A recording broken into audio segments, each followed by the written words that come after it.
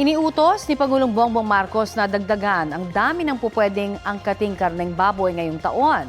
Base sa executive order na niligdaan ng Pangulo nitong May 19, 150,000 metric tons ang madadagdag sa minimum access value ng karneng baboy kada taon hanggang 2028.